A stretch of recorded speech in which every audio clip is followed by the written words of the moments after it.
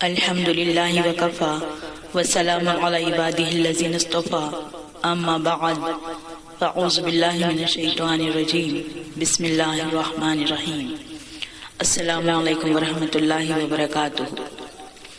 سامعین اکرام، آزاد ہندوستان کی تاریخ میں 2 دن انتہائی اہمیت کے حامل ہیں۔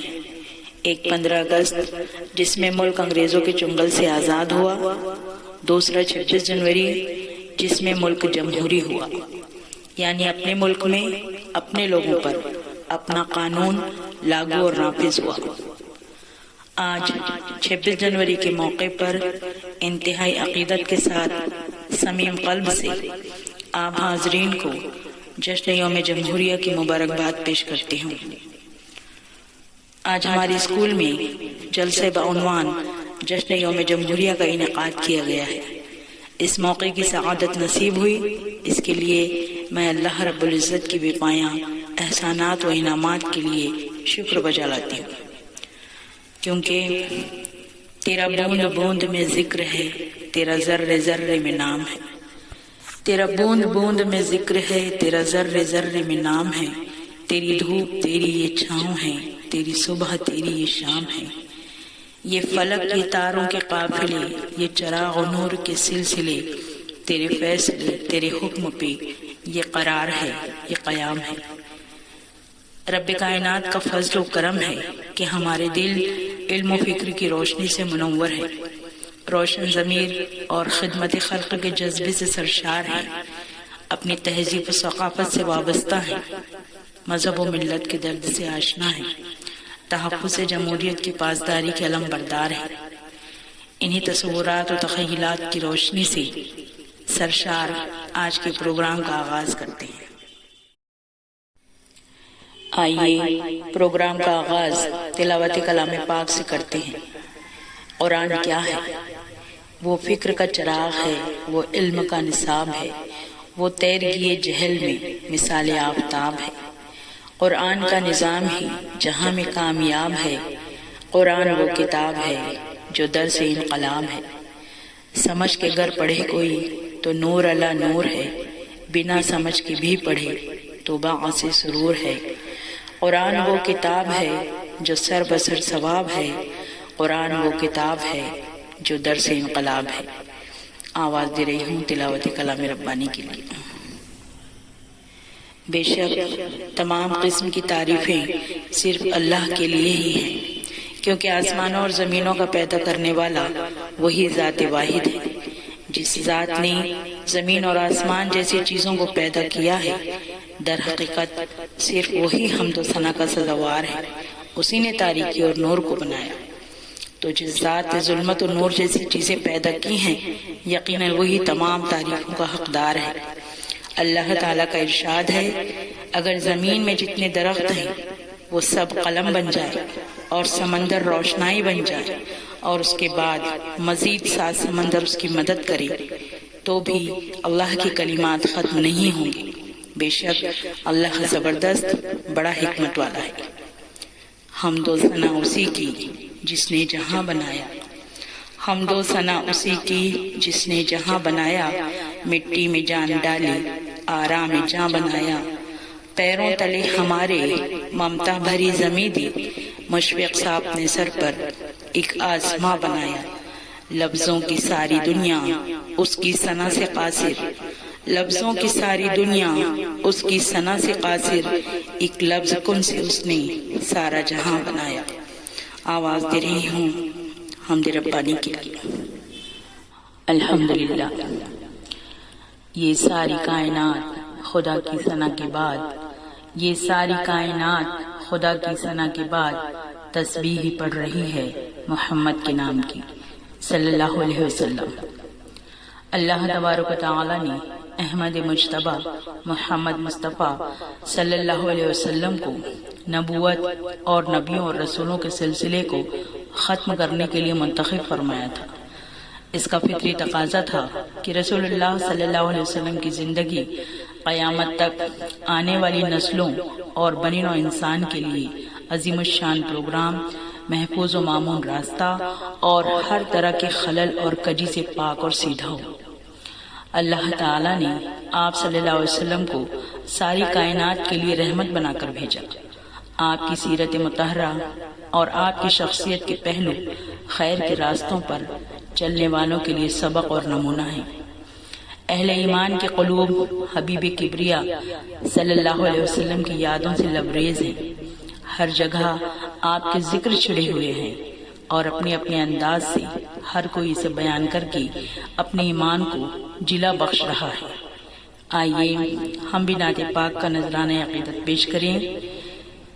آواز دے رہی ہوں اس شعر کے ساتھ۔ کوئی خلقت میں ان سے نہیں ہے بڑا، کوئی خلقت میں ان سے نہیں ہے بڑا، وہ حبیب خدا ان کی کیا بات ہے۔ ہم گناہ گار ہیں، ہم سیاہ کار ہیں، وہ شفیع الورا ان کی کیا بات ہے۔ اور کس کو عروج اتنا حاصل ہوا، سارا قرآن ہی ان پہ نازل ہوا۔ زینت عرش ہے، عظمت فرش ہے، وہ مکین ہرا ان کی کیا بات ہے۔ صلی اللہ علیہ حبیبہ سیدنا محمد وآلہ وسلم۔ سبحان اللہ۔ آئیے پروگرام کو آگے بڑھاتے ہیں۔ سامعین اکرام، ہم سبھی واقف ہیں کہ کسی بھی جلسے کی قیادت کے لیے ایک مانوس اور معتبر شخصیت صدارتی نشست کے لیے بہت ضروری ہے، جس کی حوصلہ افزائی کے ساتھ جلسہ حسن و خوبی کے ساتھ اختتام پذیر ہو۔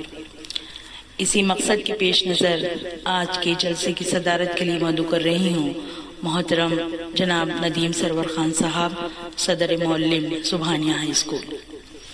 موصوف کا استقبال اس شعر سے کرتی ہوں کہ زندگی کی اصل اڑان ابھی باقی ہے، زندگی کی اصل اڑان ابھی باقی ہے، آپ کے ارادوں کا امتحان ابھی باقی ہے۔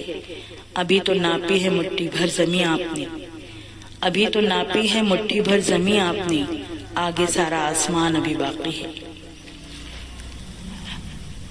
مہمان خصوصی بھی جلسے کی ایک نمایاں شخصیت ہوتے ہیں، معین و مددگار، بہترین صلاحکار۔ اس نشست کو پر کرنے کے لیے آواز دے رہی ہوں محترم جناب قاضی منتجب الدین صاحب کو۔ موصوف کا استقبال اس شعر سے کرتی ہوں کہ مجھے جاہ دے نہ جلال دے، مجھے جاہ دے نہ جلال دے، میرے فن کو ایسا کمال دے، میں ہر ایک دل کی صدا بنوں کہ زمانہ میری مثال دے۔ شریکان محفل کا اس امید اور شعر کے ساتھ خیر مقدم کرتی ہوں۔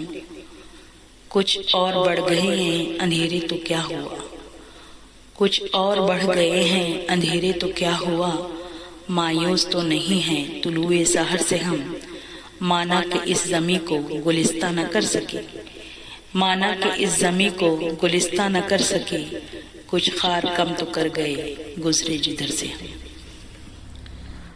حاضرین جلسہ، جیسا کہ ہم سب جانتے ہیں، ڈاکٹر بھیم راؤ امبیڈکر کی صدارت میں 29 اگست سن 1947 کو 7 رکنی کمیٹی تشکیل دی گئی تھی، جس کو ملک کا موجودہ قانون مرتب کرنے میں 2 سال 11 ماہ اور 18 دن لگے۔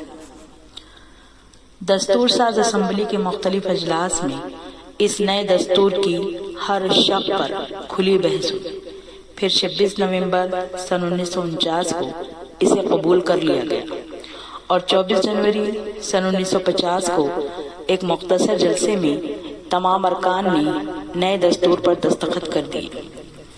البتہ مولانا حضرت موہانی نے مخالفت کرتے ہوئے دستور کے ڈرافٹ پر ایک نوٹ لکھا۔ یہ دستور برطانوی دستور کا ہی اجرا اور توسیع ہے، جس سے آزاد ہندوستانیوں اور آزاد ہند کا مقصد پورا نہیں ہوتا۔ بہرحال 26 جنوری سن 1950 کو اس نئے قانون کو نافذ کر کے پہلا یوم جمہوریہ منایا گیا۔ اس طرح ہر سال 26 جنوری جشن جمہوریت یوم جمہوریت کے نام سے منایا جانے لگا اور 15 اگست کی طرح یہ تاریخ بھی ملک کا قومی اور یادگار دن بن گئی۔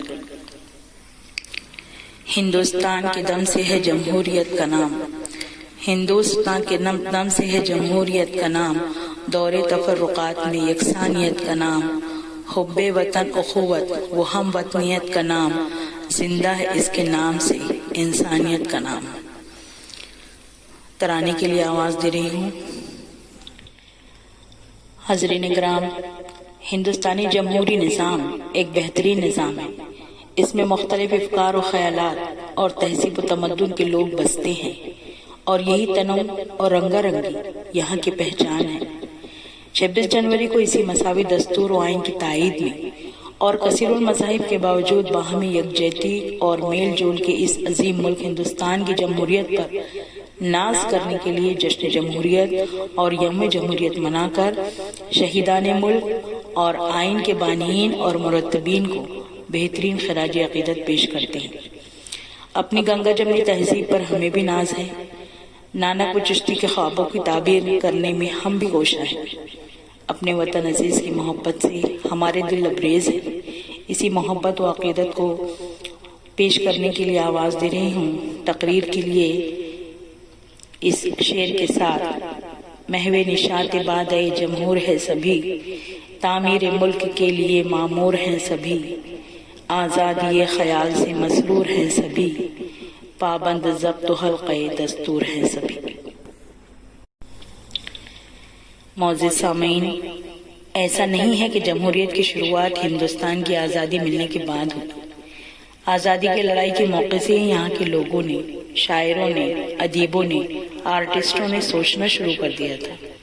علامہ اقبال جنہوں نے ہمیں ترانہ ہندی دیا، انہوں نے جمہوریت کے بارے میں اعلان کہا تھا: سلطانی جمہور کا آتا ہے زمانہ، سلطانی جمہور کا آتا ہے زمانہ، جو نقش کہن تم کو نظر آئے مٹا دو، جس کھیت سے دہقاں کو میسر نہ ہو روزی، اس کھیت کے ہر خوش ہے گندم کو جلا دو، کاخے و مراقے در و دیوار ہلا دو، گرماؤ غریبوں کا لہو خون یقی سے، کنجشک فرمایا کو شاہی سے لڑا دو۔ آواز دے رہی ہوں قومی ترانے کے لیے۔ خطبہ صدارت اور حلیہ تشکر کے بعد پروگرام کا اختتام کرتے ہیں۔